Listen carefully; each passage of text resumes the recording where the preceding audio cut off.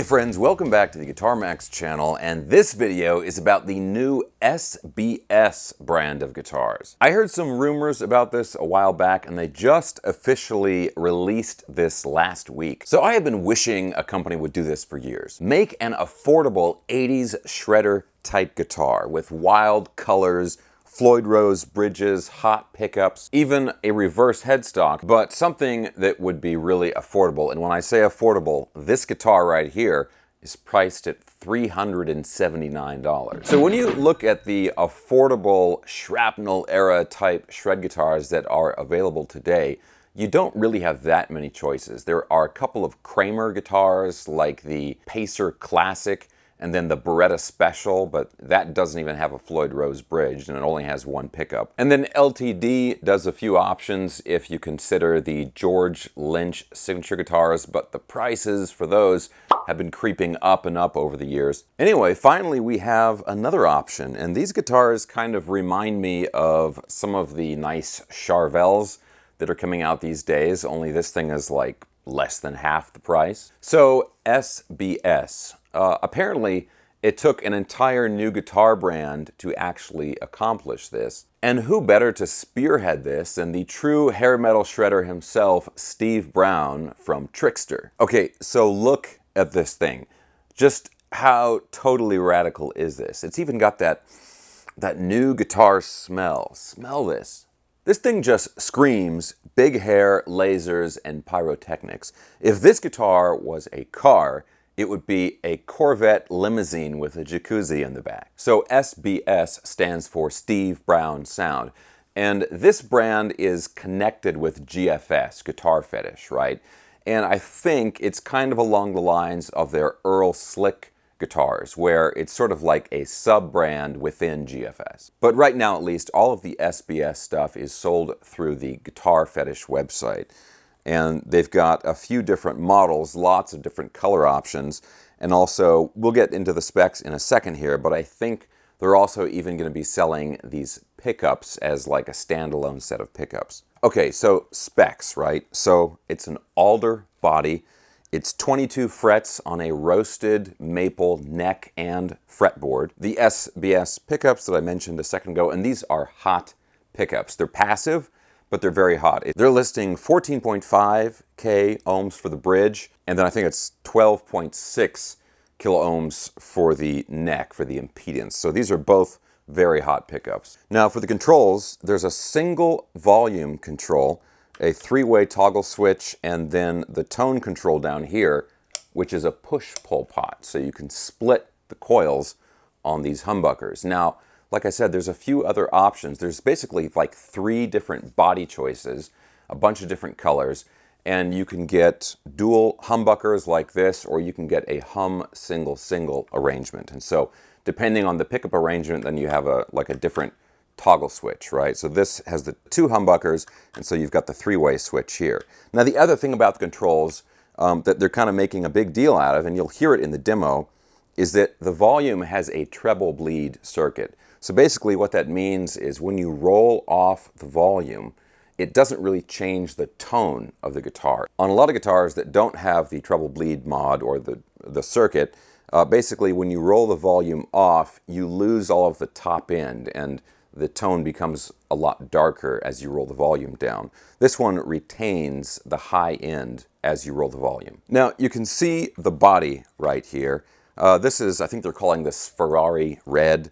And they've got these great 80s colors. They've got bright red, they've got purple, they've got green. And these aren't really relics in the traditional sense, but you can see here on the body where they've got some of the paint kind of shaved off. So I would call it sort of like a distressed or maybe aged finish, but they're not relic in that, you know, all of the hardware is brand new and there's nothing really on the neck or anything like that. It's just kind of the corners of the body and that kind of stuff. Now, aside from that, it's a satin finish, even on the part that's not sanded or anything. It's a satin finish on the body and on the neck, which I always love. It just makes the neck super smooth and comfortable. Okay, guys, so I want you to hear some more sounds from this guitar.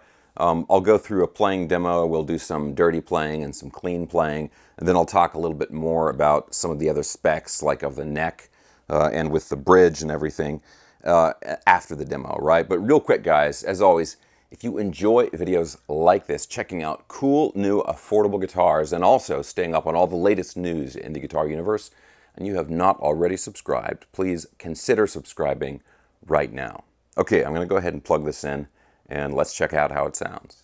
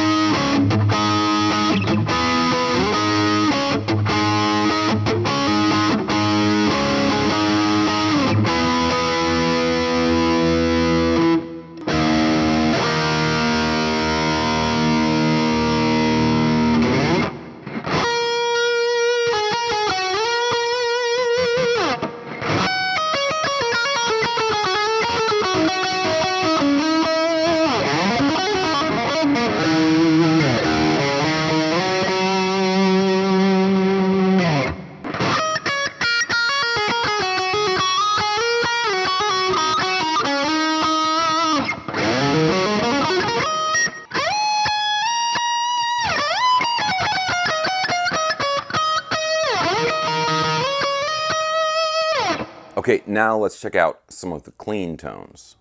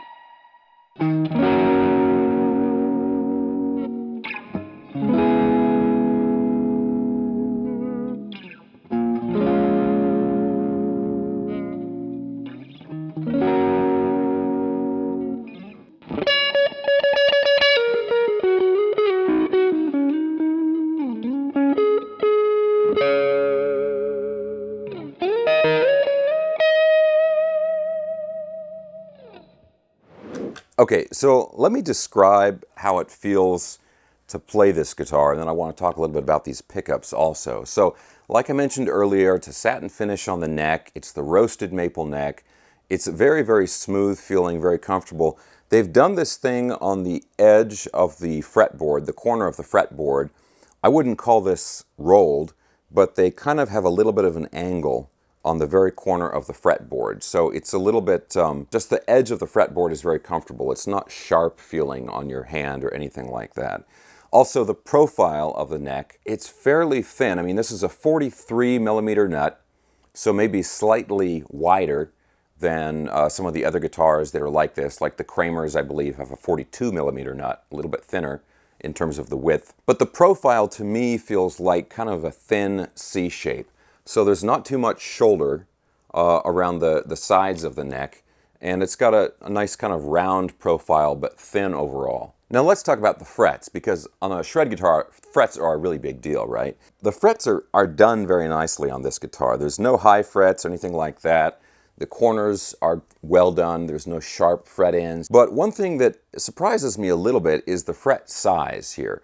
These are not as big as I would expect on a shred type guitar. And honestly, compared to some of the other guitars that are from GFS, like, well, it's over there in the corner, but like I've got one of their like Les Paul shaped Xavier guitars with the Floyd Rose, that has bigger frets than this guitar does, and I think also the slick guitars have bigger frets than this one. Now they're advertising these as medium jumbo frets, and I could see that. I mean, I wish that somehow we could like absolutely standardize fret sizes, so when you say medium jumbo, it has like an exact measurement or something like that. We don't have that, unfortunately. But to me, these are, I mean, I really wouldn't call these jumbo. These are just like medium frets to me. And like I said, they're done very well. And the advantage of not having really tall frets is, especially if you're doing like live playing with this and you're really getting into it and you're like mashing down on the strings, you can't push the strings out of tune like you can with like extra jumbo, really tall frets. But if you're looking for that super jumbo, like almost scalloped feeling, these frets are not there. So again, there's nothing wrong with it. It's just not what I would have expected with a guitar of this style. Okay, now let's talk about these pickups. And just in general, I really like how these pickups sound, especially this bridge pickup. It's really cutting and articulate, but without being tinny sounding or anything like that. Also, the coil split works really well. It has some surprisingly nice sounding clean tones when you're using that coil splitting option. I think my two favorite tones out of this guitar is the full humbucker in the bridge and then coil splitting the neck pickup. Now with some of the other models, you know, they do have some guitars that have like the hum single arrangement. So if you're looking for a true single coil sound, then you probably want to go with one of those pickup arrangements rather than the dual humbuckers like on this one. But as I've said many times in other videos, I'm really more of a humbucker guy, so I love this one. Now the last thing to really go over here, which is a major component of the guitar, is this bridge here. Now this is a Floyd Rose branded bridge, and honestly I wish I had a little bit more information about this.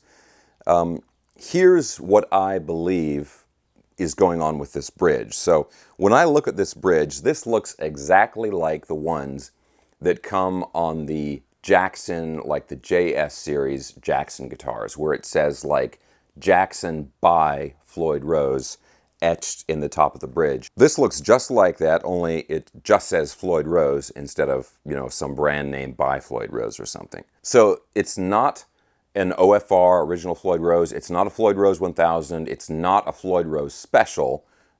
It's something else, but it is still made by Floyd Rose. So I'm under the impression that this is a more entry-level Floyd Rose type bridge. And if you're familiar with like the Jackson stuff, like the JS series, those guitars that are like around $500 or $550, I think it's, you know, as far as the manufacturing goes, I think it's pretty much the same bridge. Now, all that being said, the bridge works fine for me. You know, you can do your dive bombs and all that stuff. It stays in tune. It does a good job. But if there's one thing I was going to upgrade on the guitar, it would be this bridge here. But then, obviously, if you do that, the price of the guitar is going to go up. And for what they're selling this thing for, $379, not just under $500, but under $400. I mean, this is like super cool. Also, guys, talking about price, right? This is, you know, $379, and a lot of the time people are listening to my videos, watching and listening to my videos, and they're like, oh man, you know, those affordable guitars only sound good because you're playing through like a $2,000 amp or something like that. So in the demo, I'm using my Boss IR200 amp and cabinet simulator. All of the sound is coming from that. That thing costs like $399, and it sounds exceptionally good. And I always make a point to use affordable amplifiers, especially when I'm demoing an affordable guitar. So there's no like studio secret sauce or anything like that that's making this guitar sound better than it really does. Also, I should talk about the cases. They have cases available. The guitar does not automatically come with a case, and the cases usually go for like $80, $90, $100, somewhere in there. So if you figure, you're adding on the cost of the case and then you're paying a shipping fee, all in, this is going to be around $500. And like I said, that's with the case and everything.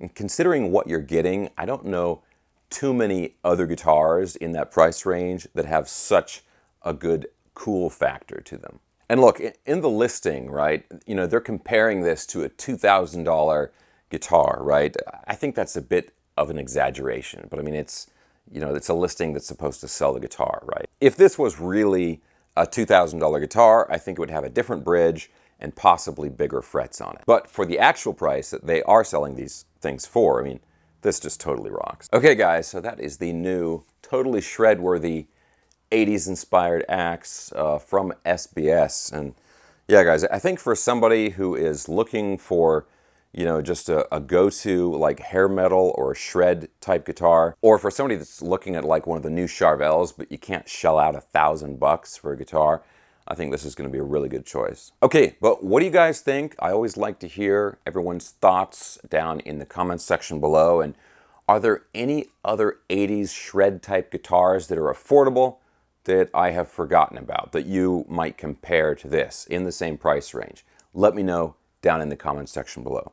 Okay guys, I'm going to have links down in the video description for everything I was talking about in the video. I'll put a link for the guitar, I will put a link for the Boss IR200, and all of my social media and all that stuff down there. Guys, thanks a ton for watching. I hope you enjoyed the video. If you did, give me a thumbs up, subscribe if you haven't already, and I will talk to you very soon.